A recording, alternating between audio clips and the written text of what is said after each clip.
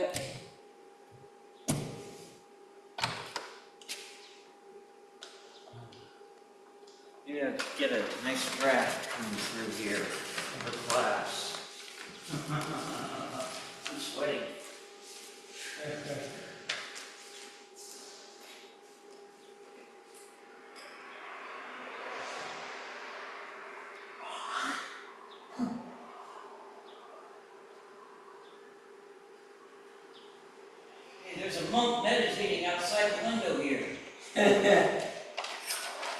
What's his name?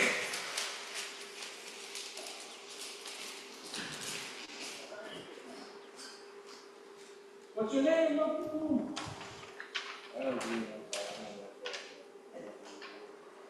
He's like, I don't. Okay.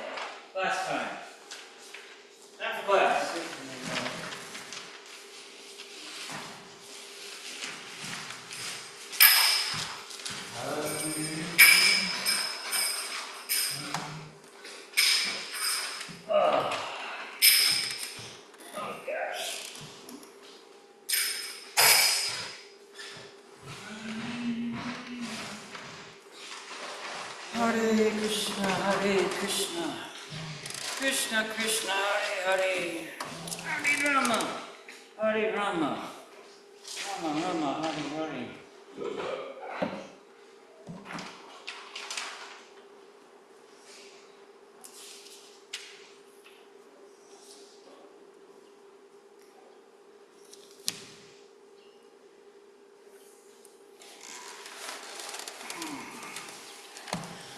Hare Krishna, Hare Krishna, Krishna Krishna, Hare Hare, Hare Rama, Hare Rama, Rama Rama, Hare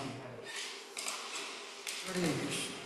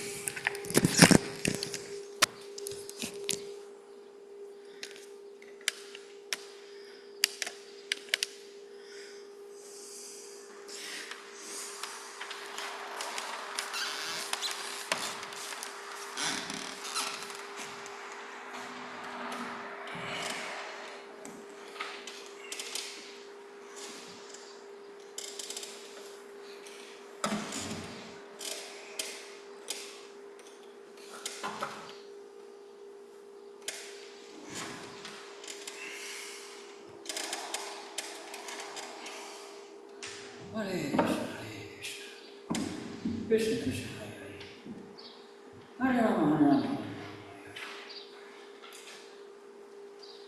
Hare Krishna, Krishna Krishna, Hare Rama, Hare Rama. Okay, Bhagavad Gita class. Introduction prayer, page 1. Amajana Tamadasya Jana Jana Salakya Saksu Sumita Vinatasne Sturbe Namaha Chaitanya Manavishtam Sakita Nina Utale Swayam Rupamkara Mayam Dati Swapadikam Vandeham Shri Guru Shri Gita Parakalam Shri Guna Vaishnavascha Shri Rupa Sagarjatam Sahagana Raghunatha Vitam Satat Sajivam Savetam Sahutam Parijana Sahitam Krishna Chaitanya Devam Sri Radha Krishna Pada Sahagam Lita Sri Vishkas Vitucha E Krishna Krishna Sindhu Dino Bandha Vidakite Gopisha Gopika Kanta Radha Kanta Ramasate Sapa Kanchana Gauraki Hare Vishvastare Vishvanu Sute Devi Pranamami Hare Priye Panchakapata Rupayascha Kripa Sindhu Vaya Devascha Patitanam Vaishnavayo Vaishnavayo Namo Namaha Shri Krishna Chaitanya Prabhu Nityananda Shri Veta Gava Shri Vasti Gaurabhaktanda Hare Krishna, Krishna Krishna, Hare Hare, Hare Rama, Rama Rama, Hare Hare. Okay, today, it's like we're starting on chapter 10. Okay. The opulence of the Absolute. We're going to do 11 verses, Sanskrit translation, the reports. That way we hear the entire Bhagavad Gita in 3 months' time.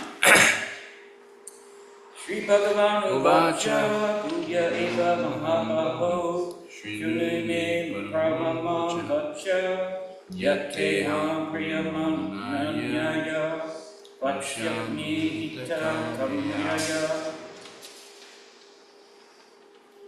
Translation: The Supreme Lord said, "My dear friend, mighty Arjuna, listen again to my supreme word, which I shall impart to you for your benefit, and which will give you great joy." Text 2. Name Vibhu Sura Ganaha Prabhavan Namaharshaya Ahamadyahi Divanam Mahashanam Shasravasha. Translation: Neither the hosts of demigods nor the great sages know my origin, for in every respect I am the source of the demigods and the sages. Text 3. Yomamajam anadim sha Vitiloka maheshwaram Asandasa yeshu Sarvapapai pramuchyate. Translation: He who knows me as the unborn, as beginningless, as the Supreme Lord of all the worlds, he undiluted among men, is free from all sins. Text 4 and 5. Vahirgyanam ashmaha shama satyam nama shama sukha nukha bhavo bhavo Bayam cha bayam evacha ahimsa samata tushtis tapodana yasho yasha bhavati bhavo Bhutanam Mata Iva Vidaha. Translation: Intelligence, knowledge, freedom from doubt and delusion, forgiveness, truthfulness, self-control and calmness, pleasure and pain, birth, death, fear, fearlessness, nonviolence, equanimity, satisfaction, austerity, charity, fame, and infamy are created by me alone.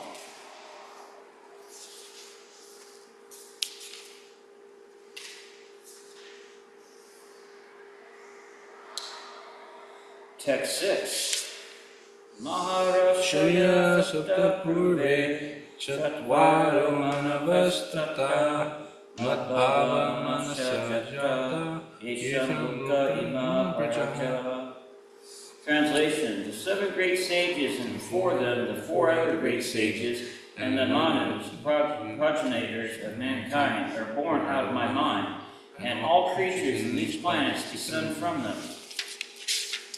Text 7. Itam vibhutim yuktam cha mama yoviti tatpata so vikalpena yogena yujate yantra samashya. Translation: He who knows in truth this glory and power of mine engages in unalloyed devotional service. Of this there is no doubt. Text 8. Aham sarvasya Prabhavo Matta Sarvam Pravartate Iti Matva Bhajante Mam Buddha Bhava Samanvita. Translation: I am the source of all spiritual and material worlds. Everything emanates from me. The wise who know this perfectly engage in my devotional service and worship me with all their hearts. Text 9. Machitta magata karna oyanyata parasham katayanta shamam nityam tushyante cha ramanti cha. Translation: The thoughts of my pure devotees dwell in me. Their lives are surrendered to me, and they divide great satisfaction and bliss, enlightening one another and conversing about me. Text 10. Tesham saptata yuktam bhajatam priti purvaka tadami buddhi yogam inamam prayantite. To those who are constantly devoted and worship me with love, I give the understanding by which they can come to me. Final text tonight, text 11. Tesham avuna kampartam aham ajnanayam jantama nashayami atma bhavasto jnanatipena basvata. Translation, have compassion for them, I, dwelling in their hearts, destroy with the shining lamp of knowledge the darkness born of ignorance. Hare Krishna.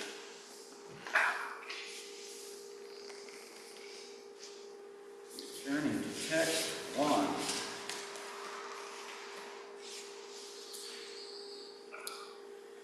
Hare Krishna, Hare Krishna.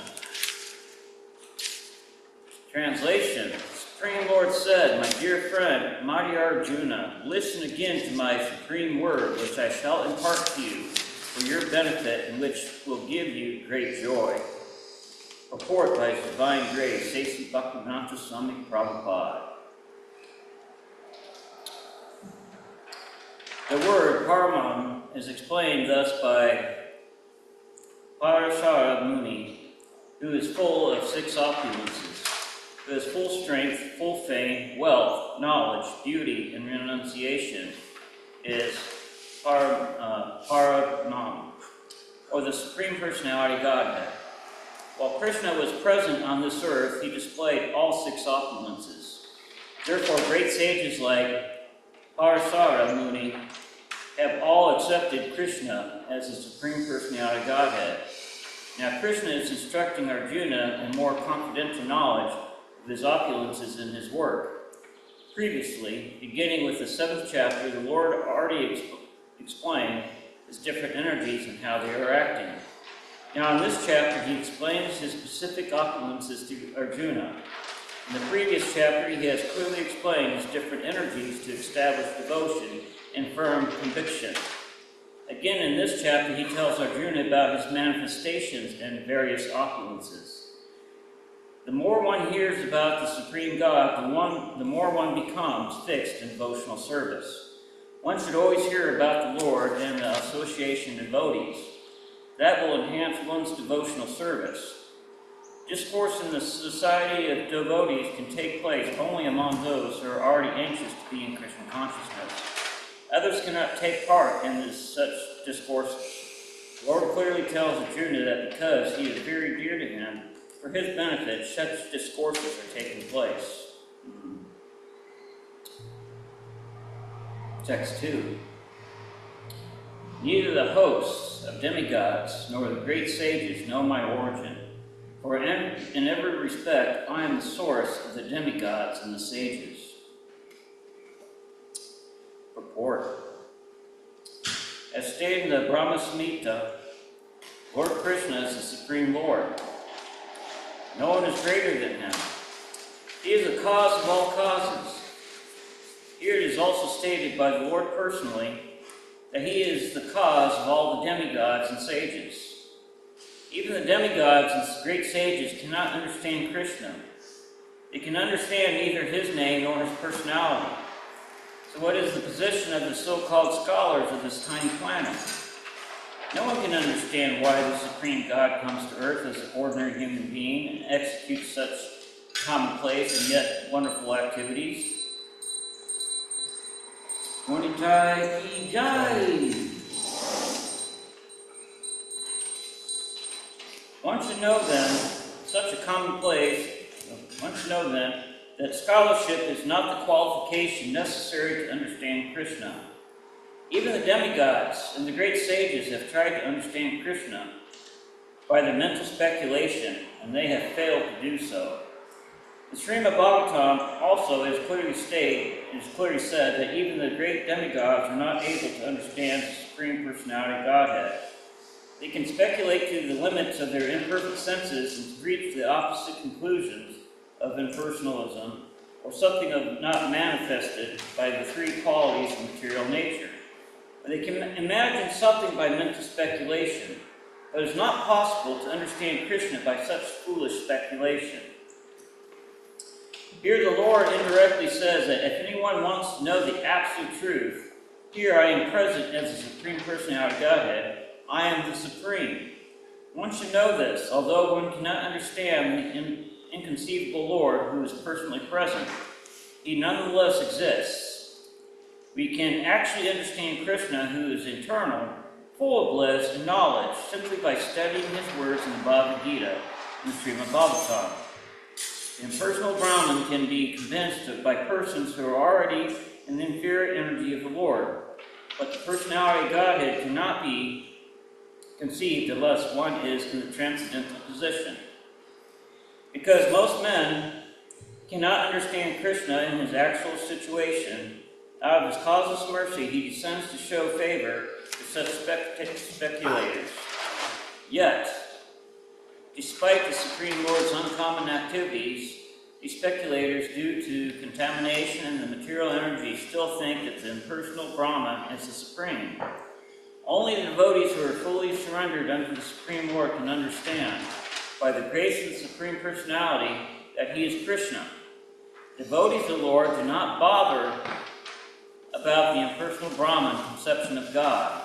Their faith and devotion bring them to surrender immediately unto the Supreme Lord, and out of causeless mercy of Krishna, they can understand Krishna.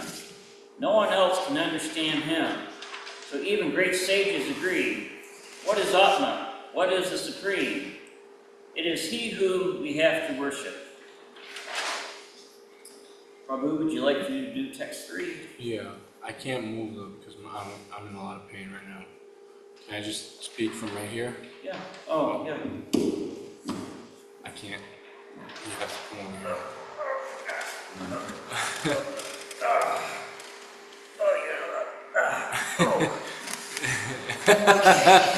Thanks. Okay, thank you. Text 3.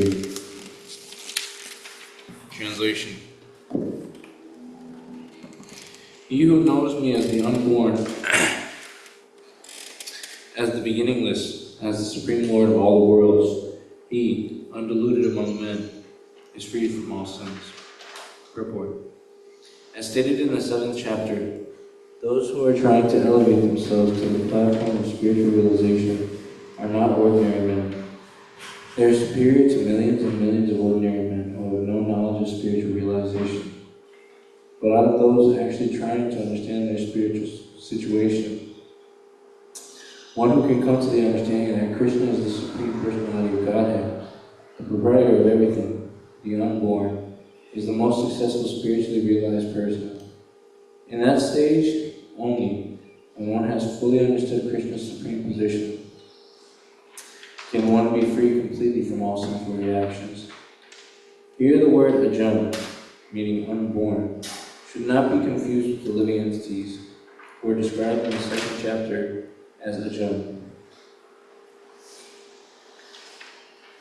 The Lord is different from the living entities who are taking birth and dying due to material attachment.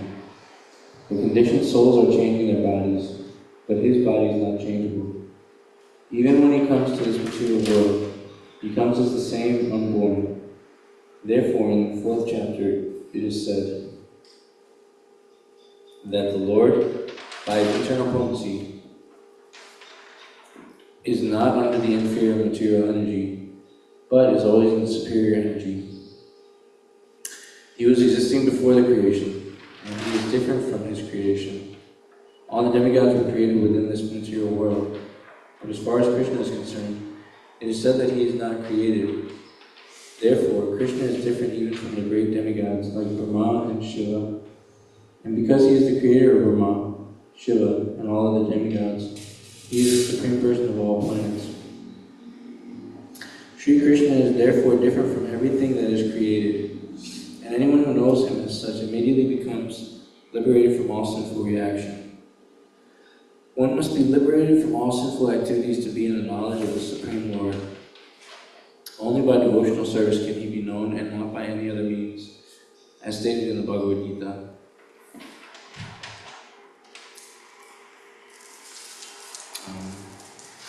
One should not try to understand Krishna as a human being.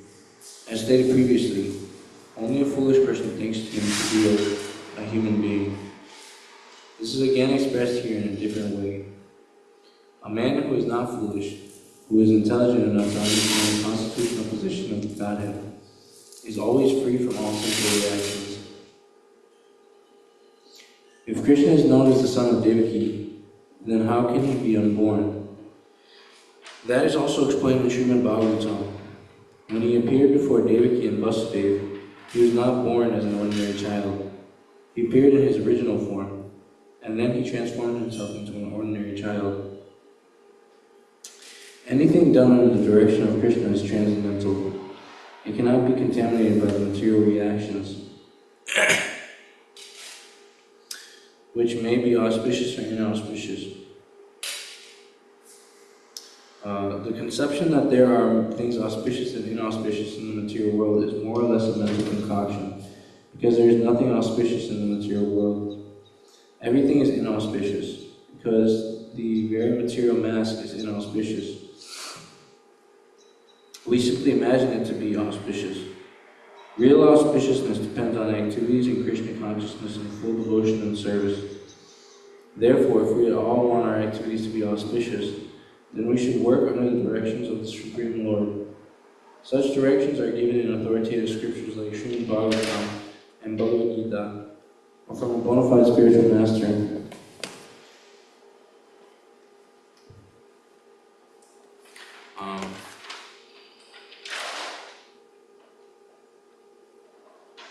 Because the spiritual master is the representative of the Supreme Lord, his direction is directly the direction of the Supreme Lord. The spiritual master, the saintly persons in Scripture, is directed in the same way. There is no contradiction in these three sources. All actions done under such direction are free from the reactions of pious or impious activities of this material world. The transcendental attitude of the devotee in the performance of activities is actually that of renunciation. And this is called sannyas. Anyone acting under the direction of the Supreme Lord is actually a sannyasi.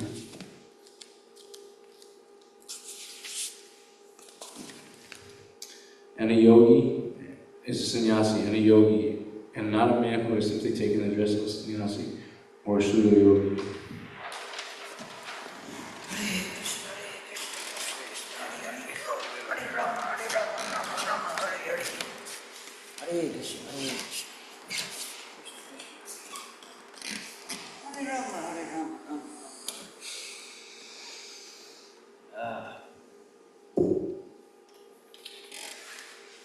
Text 4 and 5.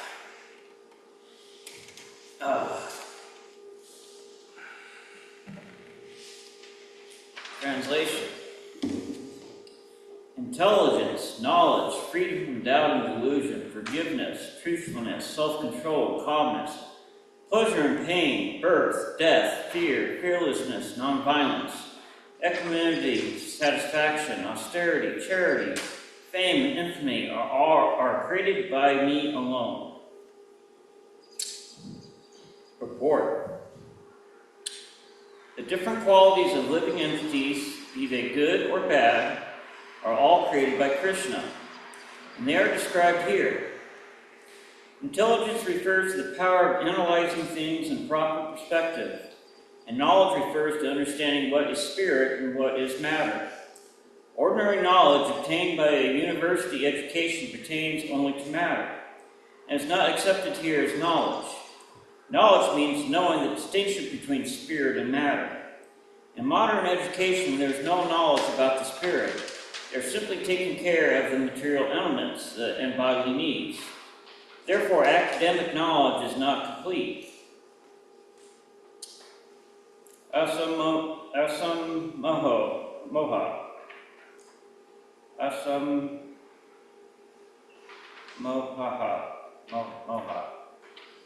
Freedom from doubt and delusion can be achieved when one is not hesitant, and when he understands the transcendental philosophy.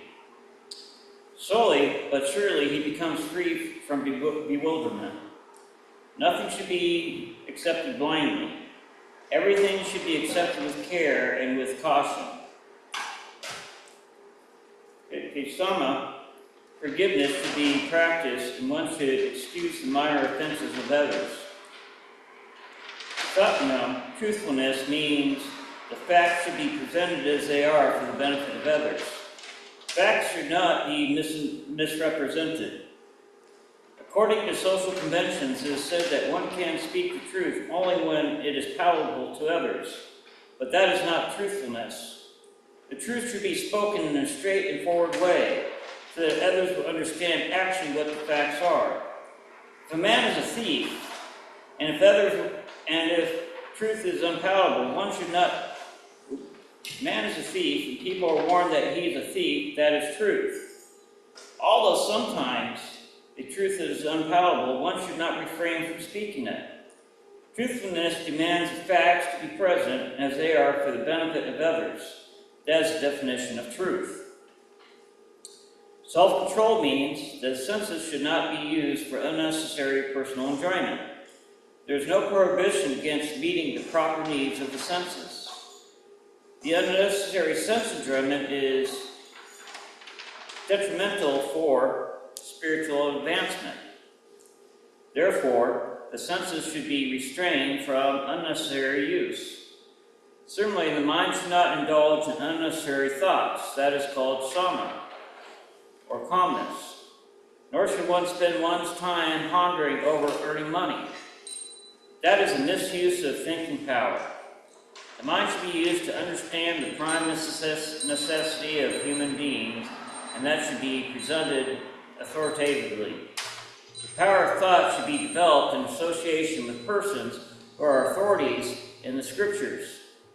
Saintly persons and spiritual masters and those who are thinking is highly developed. Sukham, pleasures or happiness, should always be in that which is favorable for the cultivation of spiritual knowledge, of Krishna consciousness. And similarly, that which is painful or which causes distress is that which is unfavorable for the cultivation of Krishna consciousness. Anything unfavorable for the development of Krishna consciousness should be accepted, and anything unfavorable should be rejected. Bhava, birth, should be understood to refer to the body. As far as the soul is concerned, there is neither birth nor death, that we have discussed in the beginning of the Bhagavad Gita. Birth and death apply to one's embodiment of the material world. Fear is due to worrying about the future. A person of Krishna consciousness has no fear because by his activities he is sure to go back to the spiritual sky, back home, back to Godhead. Therefore his future is very bright. Others, however, do not know what their future holds. They have no knowledge of what the next life holds. So they are therefore in constant anxiety. If we want to get free from anxiety, the best course is to understand Krishna and be situated always in Krishna consciousness. In that way we will be free from all fear. In the Srimad Bhagavatam, it's stated fear is caused by our absorption in the illusionary energy. But those who are free from the illusionary energy, those who are confident that they are not a material body, that they are spiritual parts of the Supreme Personality of Godhead, and therefore engage in the transcendental service of the Supreme Godhead, have nothing to fear. The future is very bright. This fear is conditioned of persons who are not in Krishna consciousness. Bhayam, fearlessness, is only possible for one in Krishna consciousness. That's the thing about anxiety and fear. I notice that in today's world, they have all kinds of drugs out there today, medical, prescription drugs. People have anxiety. People are full of anxiety these days. So many people smoke marijuana because they have anxiety. So many people drink because they have anxiety. The world is just full of anxiety and fear. Why the world needs Krishna consciousness. Ahishma, non-violence, means that one should not do anything which would put others into misery or confusion. Material activities that are promised by so many politicians, socialists, philanthropists, etc., do not produce very good results because the politician and philanthropists have no transcendental vision. They do not know what is actually beneficial for the human society. Ahimsa means that people should be trained in such a way that the full utilization of the human body can be achieved. The human body is meant for spiritual realization. So any movement or any communications which do not further that and commit violence on the human body. That which furthers the future spiritual happiness of the people is called nonviolence.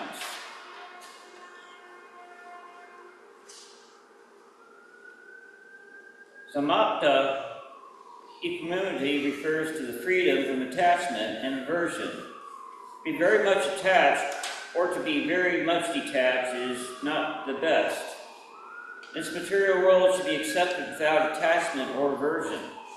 Similarly, that which is favorable is for prosecuting Krishna consciousness should be accepted. That which is unfavorable should be rejected. That is called samatha equanimity. Person Krishna consciousness is nothing to reject and nothing to accept unless it is useful in the prosecution of Krishna consciousness.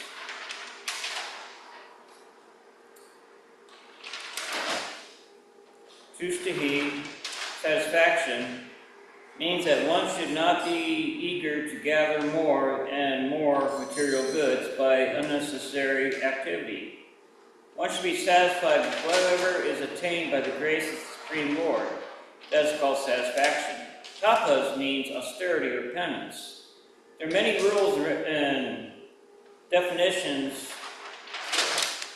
in the Vedas which apply here, like rising early in the morning and taking a bath. Sometimes it's very troublesome to rise early in the morning, but whatever voluntary trouble one may suffer is called penance. Similarly, there are prescriptions for fasting on certain days of the month. One may not be inclined to practice such fasting, but because of his determination to make advancements in the science of Krishna consciousness, he should accept such bodily troubles which are recommended. However, one should not fast unnecessarily or against Vedic injunctions. One should not fast for some political purpose. That is described in the Bhagavad Gita as fasting in ignorance. And anything done in ignorance or passion does not lead to spiritual advancement. Everything done in the mode of passion does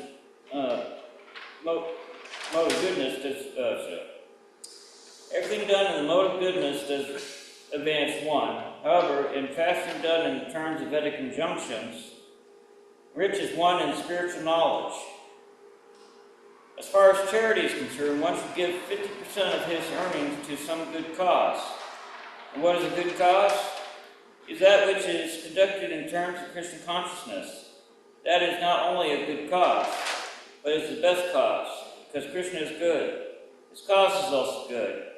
Thus, charity should be given to a person who is engaged in Krishna consciousness. According to Vedic literature, it is enjoined that charity should be given to the Brahmanas. This practice is still followed, although not very nicely in the terms of Vedic injunction. But still the injunction is that the charity should be given in the Brahmanas. Why? Because they are engaged in higher cultivation of spiritual knowledge. A Brahmana is supposed to be devoted in his whole life to understanding the Brahman. A Brahmajana is one who knows Brahman. He is called a Brahmana. Thus, charity is offered to the Brahmanas because since they are always engaged in higher spiritual service, they have no time to earn their livelihood. In the Vedic literature, charity is also to be awarded to the renouncer of life, the sannyasis. The sannyasis beg from door to door, not for money, but for missionary purposes. The system is that they go from door to door to awaken the householders from the slumber of ignorance, because the householders are engaged in family affairs and have forgotten their actual purpose in life. Awakening their Krishna consciousness is the business of the sannyasis to go as beggars to the householders, encourage them to be Krishna conscious. As it is said in the Vedas, one should awake and achieve what is due him in the human form of life.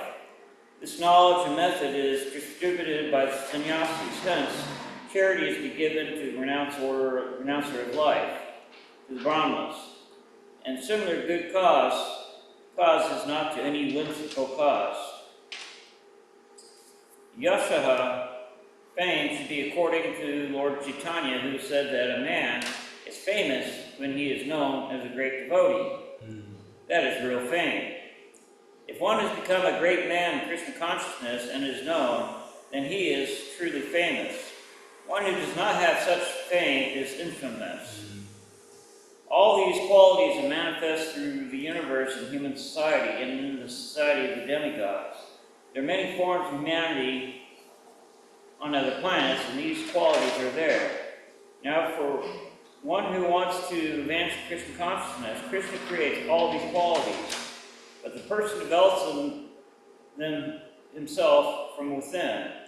One who engages in devotional service to the Supreme Lord develops all the good qualities as arranged by the Supreme Lord.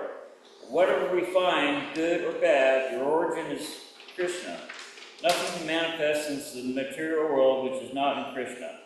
That is knowledge. Although we know that things are differently situated, we should realize that everything flows from Krishna. Hare Krishna. Whew, that's a lot. A lot to take in.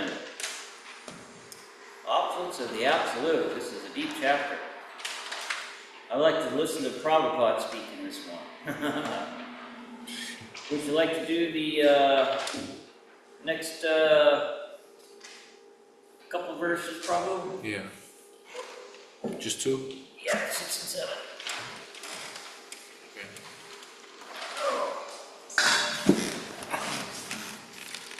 Thank you.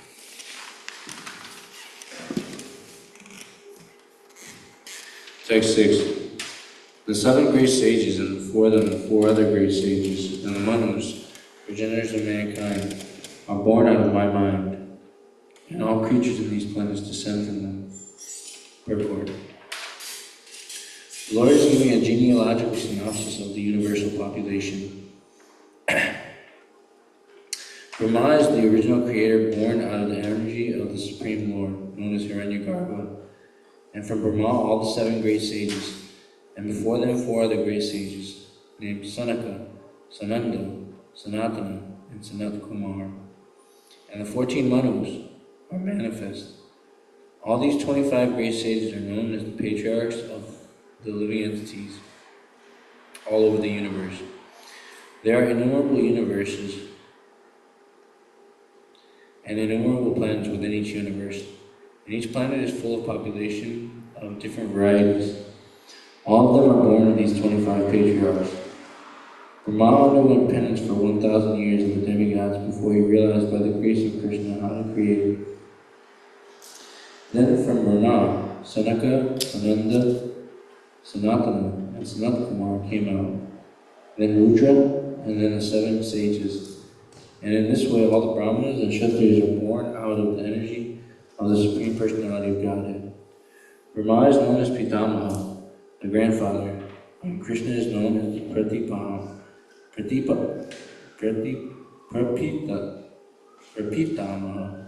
the father of the grandfather. That is stated in the 11th chapter of the Bhagavad Gita, 11:39. Text 7. Translation.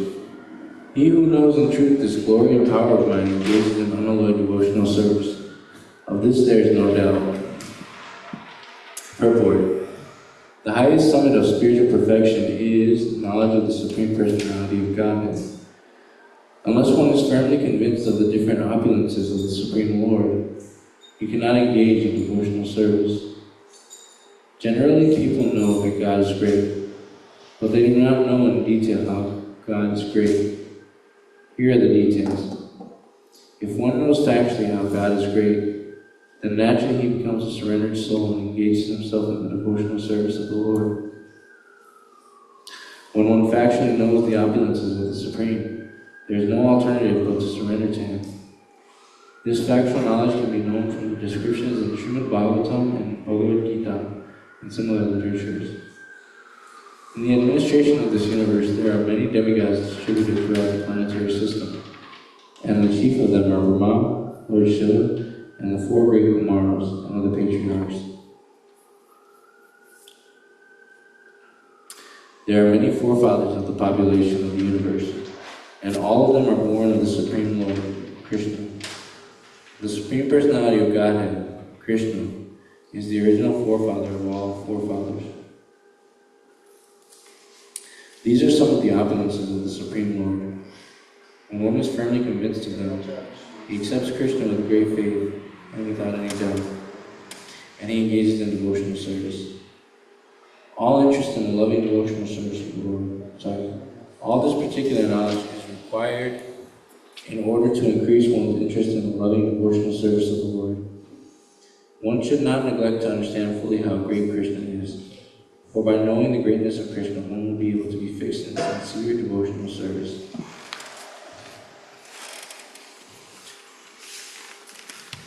Hare Krishna, Hare Krishna, Krishna Krishna, Hare Rama, Hare Krishna,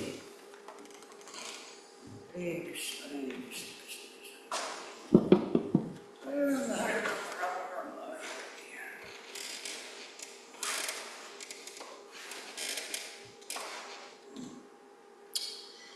Text 8. Translation. I am the source of all spiritual and material worlds. Everything emanates from me. The wise who know this perfectly engage in my devotional service and worship me with all their hearts. Purport. A learned scholar who has studied in the Vedas perfectly and has information from the authorities like Lord Chaitanya, and who knows how to apply these teachings, can understand that Krishna is the origin of everything in both the material and spiritual worlds. Because he knows this perfectly, he becomes firmly fixed in devotional service of the Supreme Lord. He can never be deviated by any amount of nonsensical commentaries or by fools. All Vedic literature agrees that Krishna is the source of Brahma, Shiva, and all other demigods. In the Artha Veda, it is said, Yo Brahmanam Vidahati Pruvam Yovai Vedama Cha Kapayati Sma Krishnaha. It was Krishna who disseminated Vedic knowledge in the past.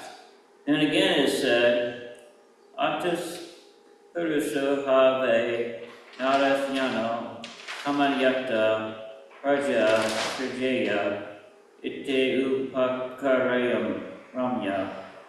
Then the Supreme Personality Narayana desired to create living entities. Again, it is said, Narayana Brahma Jayate Narayana Prajapati Prayatyate Narayana Indra Jayate Narayana Asheto Vasavo Jayate Narayana Ikarasya Ruda Jayante Narayana Vaidashthiya. From Narayana, Brahma is born. From Narayana, the patriarchs are also born. From Narayana, Indra is born. From Narayana, the 8 Vasus are born. From Narayana, the 11 Rudras are born. From Narayana, the 12 Adityas are born. It is said in the same Vedas, Brahmaneo Devaki Putra, the son of Devaki, Krishna, is the Supreme Personality. Then it said, Iko vai Narayana Asya na Brahma na Vishnu Napo Nagini Samo Nene. Vaya Apitivi na Natastarni na Surya sa Ikaki na Ramate Sasya. Dhyanatta Daryasya Dyatra Tadagarya Primyayam Tati Samyaka Suti Soma Yujati. In the beginning of creation, there was only the Supreme Personality of Narayana. There was no Brahma, no Shiva, no fire, no moon, no stars in the sky, no sun. There was only Krishna who creates all and enjoys all. In the many Puranas it is said that Lord Shiva was born from the highest, the Supreme Lord Krishna. And the Vedas say that it is the Supreme Lord, the creator of Brahma and Shiva, who is to be worshipped.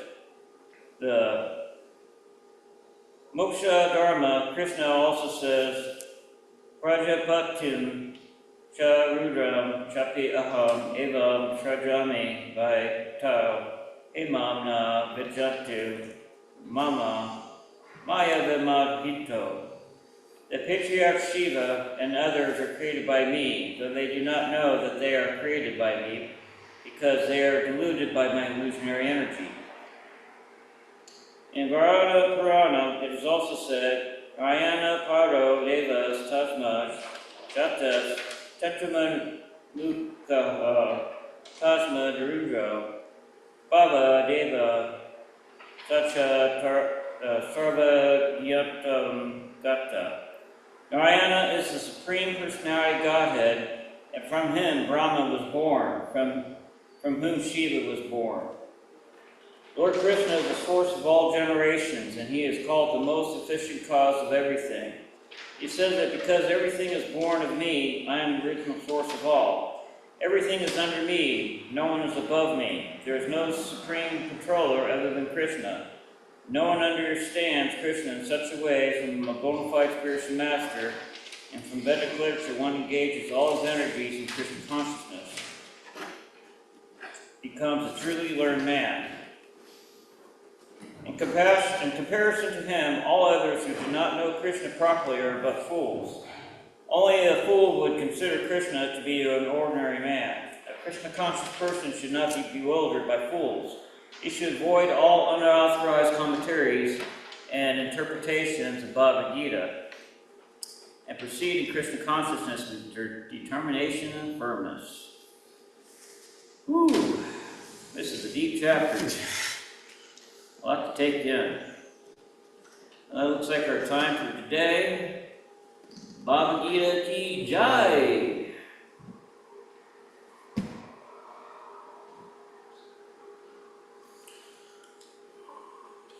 Hare Krishna, Krishna Krishna.